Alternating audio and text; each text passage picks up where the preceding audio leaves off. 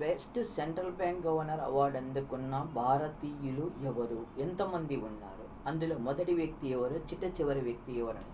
Best central bank governor award అందుకున్న భారతీయులు ఇద్దరు కలరు. మొదటి వ్యక్తి తీసుకుంటే రఘురామ్ గోవిందరాజన్. రఘురామ్ రాజన్ లేదా రఘురామ్ గోవిందరాజన్ తమిళనాడు రాష్ట్రవాసి. ఇతడు 23వ ఆర్బీఐ గవర్నర్గా పనిచేస్తున్న కాలంలో ఇతనికి 2015లో best central bank governor award అందుకోవడం జరిగినది. ఇతడు 2013 నుండి 16 వరకు ఆర్బీఐకి 23వ గవర్నర్గా పనిచేశాడు.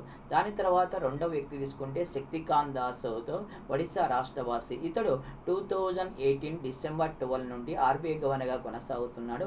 ఇతడు 2 సార్లు అందుకోవడం జరిగింది. 2023 గాను మరియు 2024లో కూడా బెస్ట్ సెంట్రల్ బ్యాంక్ గవర్నర్ అవార్డుకు ఎంపిక కావడం జరిగింది. అంటే మొత్తం మీద ఇప్పటి వరకు ఎంతమంది భారతీయులు అందుకున్నారంటే ఇద్దరు, రఘురామ్ రాజన్ మరియు